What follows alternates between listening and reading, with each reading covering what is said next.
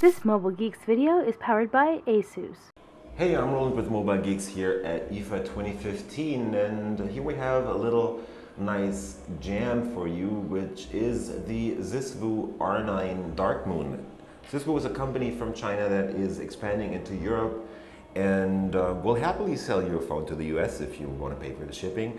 But the company is trying to launch a bunch of pretty interesting devices in Europe. So far they've launched the C55 Longbow plus a bunch of other devices.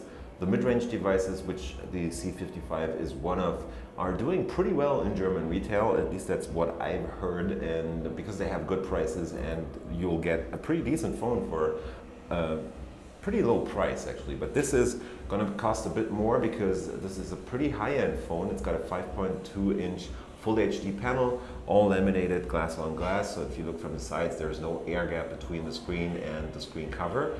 But what's really interesting and special about this is that they are incorporating a 4.7-inch EInk display on the back of this device without making it super thick or look weird.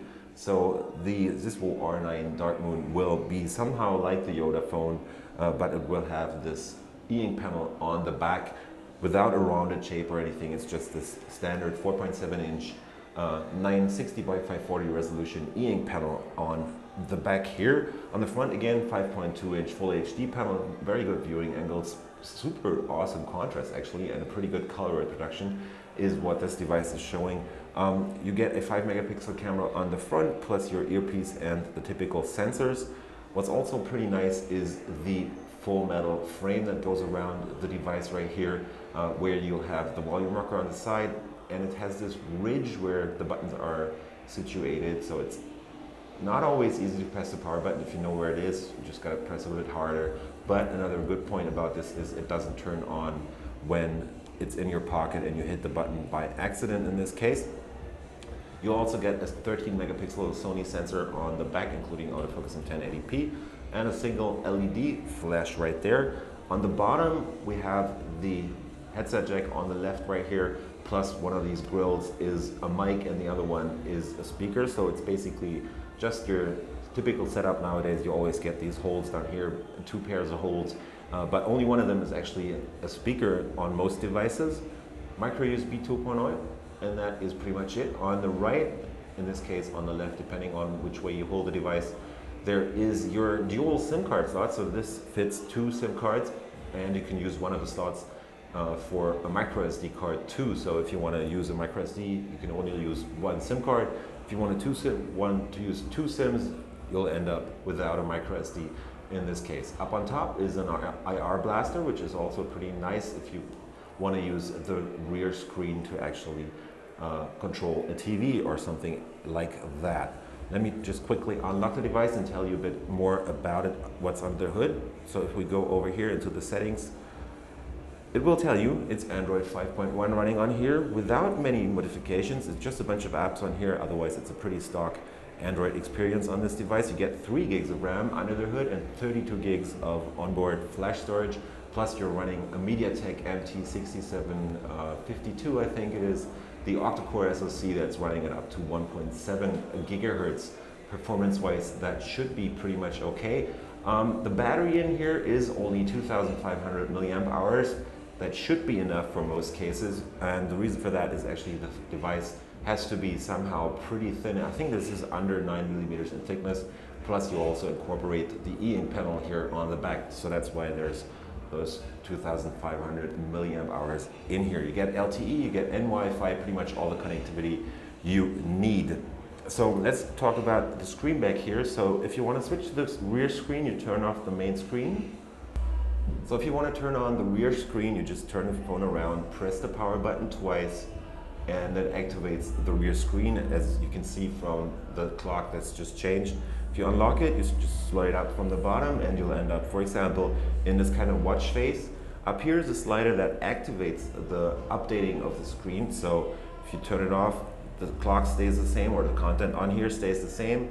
If you turn it on, it will update the, for example, the clock up here. So you can keep an eye on that. If you want to switch between different menus, you can slide down here because there's a capacitive stripe down here, which also has a home button basically, and you can also go back. But the full screen is actually capacitive, so if you want to use the dialer, you can just hit the dialer, enter your number, and go ahead and call whoever you want to call.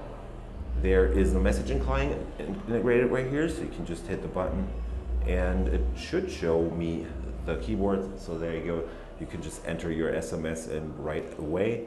Let's go back to the home screen again. There is your email client. We don't have a Google account set up right here, so you can always do that. You can even slide up from the top and get this typical notification menu from Android. And the last option that's on this phone right now is audio controls, or your calendar in this case. There will be a bunch of other apps for the rear screen. They're still working on it. There's still a bunch of bugs in here, but all this will be figured out until the phone launches in about October, or Q4 it will be. And the retail price for Europe for this, including its EInk panel, is going to be 450 euros, which is kind of a high price for a 5.5-inch Full HD smartphone, but you also get this EInk panel on the back, so that's something you always want to remember. And one of the things why this is actually a pretty reasonable price is again the EInk panel, because if you remember the Yota phone from Russia, that is priced much higher than this and doesn't really offer more hardware specs, or the specs aren't that much better. And 450 is a way better price than 700 or even 900 euros for a device like this. One thing I almost forgot about is that on the bottom, on the front, you have capacitive touch buttons, so you don't have the on-screen buttons. There might be a software setting to turn that on later, but what you can do is you can hit in the middle and it will give you the home screen. On the right, you always have the back button. Let me just show you that. And on the left, you get the typical function for switching between the different home screens. Screen is 5.2 inches, Full HD, as I said. And if you look down here, you'll see a notification LED integrated into the front that lights up whenever you get messages, and it also tells you where the home button is when it's dark around you. So that's just been a very quick look at the Siswoo R9 Darkmoon, and I was Rod with Mobile Geeks here at IFA 2015. And if you like what we do on our channel, give us a thumbs up, follow us on Twitter, Facebook, and Google+, and we will see you later.